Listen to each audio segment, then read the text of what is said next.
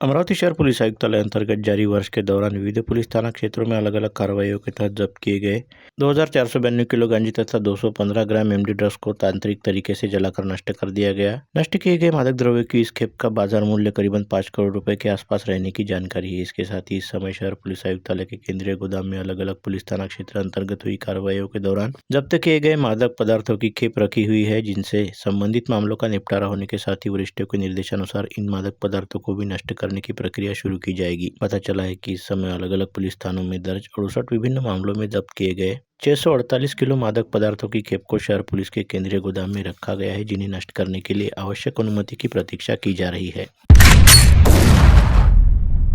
मनपा चुनाव की प्रक्रिया आज से शुरू होने के साथ खाकी ने भी मोर्चा संभाल लिया है। पिछले चुनाव के आंकड़े लेकर हाल ही अनेकों पर दर्ज अधिक मामलों के नामचीनों की सूची बनाने के निर्देश पुलिस आयुक्त राकेश ओला ने तीनों डीसीपी को दिए हैं। अमरावती मंडल से खास चर्चा करते हुए सीपी ओला ने उपरोक्त जानकारी देते हुए राज खोला के आपराधिक गिरोह चलाने वाले कुछ सफेद पोशों का पता चला है, इसलिए पुलिस गुरु गंभीर होकर तहकीकात में जुटे हैं।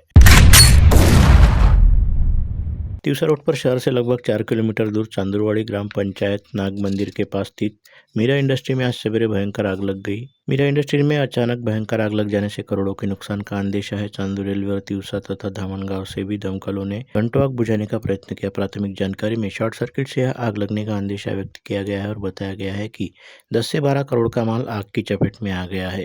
घटनास्थल पर चांदू रेलवे के सभी बड़े व्यापारी और राजनेता पहुंचे थे।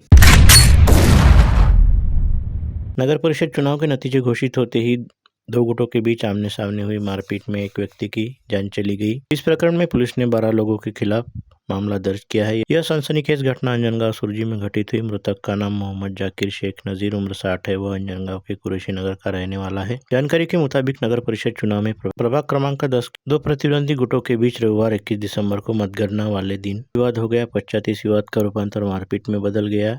इसमें एक व्यक्ति की घटनास्थल पर जान चली गई। प्रभाग क्रमांक 10 में कांग्रेस और उबाटा ग्रुप के ओर से नामांकन दाखिल करने वाले एक समुदाय का नेतृत्व करने वाले कांग्रेस उम्मीदवार की जीत हुई। पराजित उम्मीदवार के समर्थक घर जा रहे थे, तब उसके पीछे विजयी उम्मीदवार के समर्थक जल्लोष करते हुए पराजित उम्मीदवार को दिखाई दिए। इस बात पर विजयी उम्मीदवार के समर्थकों ने पराजित समर्थकों पर छीटाकशी शुरू कर दी। उन्होंने समझाने का प्रयास किया, तब मारपीट हो गई।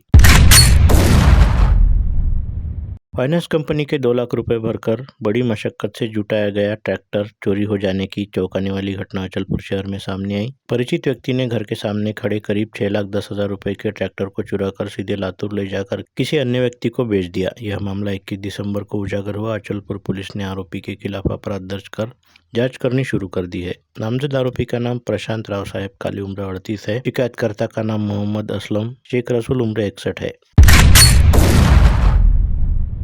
चांदूर बाजार तहसील में शासकीय चावल की कालाबाजारी जोर शोर से शुरू रहने बाबत चर्चा शुरू रहती है। आपूर्ति विभाग में शिरसगांव कस्बा के पांडरी मार्ग पर एक टीन के शेड में छापा मारकर 86 कट्टे चावल जब्त किया गया।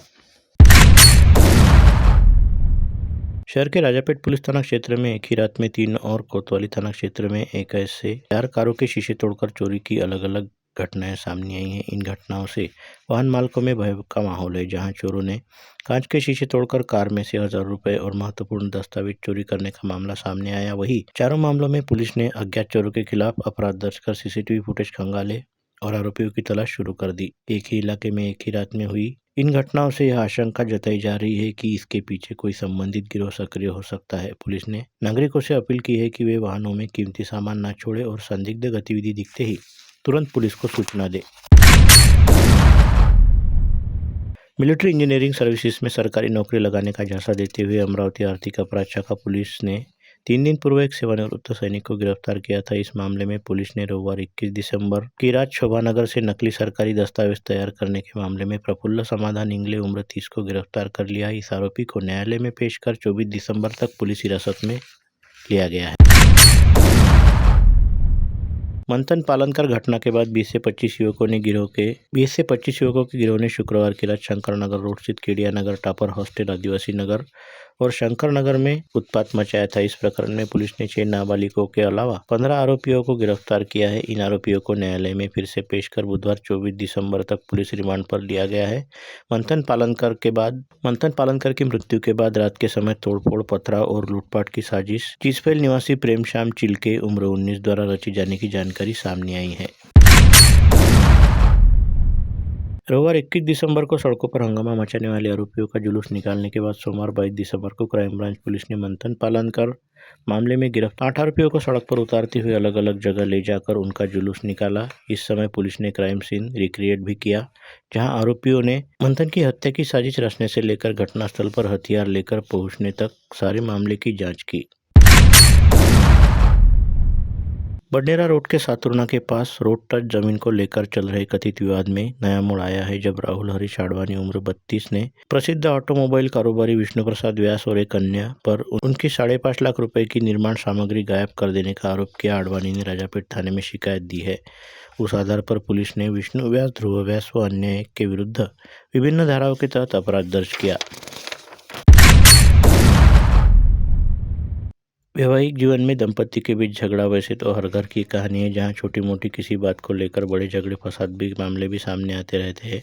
बात अगर और भी बढ़ जाए तो घर छोड़ जाने और साथ छोड़ जाने को कहा जाता है। इसके बाद अक्सर पति पत्नी के झगड़े को लेकर महिला सेल में हर वर्ष बड़ी मात्रा में शिकायतें प्राप्त होती है। इसी प्रकार 2025 के बीते 11 महीनों में ऐसी शिकायतों के 827 आवेदन प्राप्त हुए थे, लेकिन महिला सेल विभाग द्वारा पति पत्नी को काउंसलिंग करते हुए उनका परिवार बिखरने से बचाने के 409 मामले भी सामने आए हैं, जहां सफलतापूर्वक तरीके से की गई समझा बुझाई के बाद पति पत्नी ने आपसी समझौता करने का मार्ग चुना है, जिसका श्रेय केवल महिला सेल विभाग को जाता है। पुलिस महिला सेल महिलाओं से जुड़ी शिकायतों, घरेलू हिंसा, उत्पीड़न, छेड़छाड़ और दहेज मामलों को सुनने, सुलझाने और कानून मदद दिलाने के लिए एक विशेष रास्ता होता है, जहां महिला सामाजिक कार्यकर्ताओं और पुलिस मिलकर काउंसलिंग और मध्यस्थता से समाधान निकालने की कोशिश करती है और अनसुलझे मामलों को पुलिस स्टेशन भेजती है।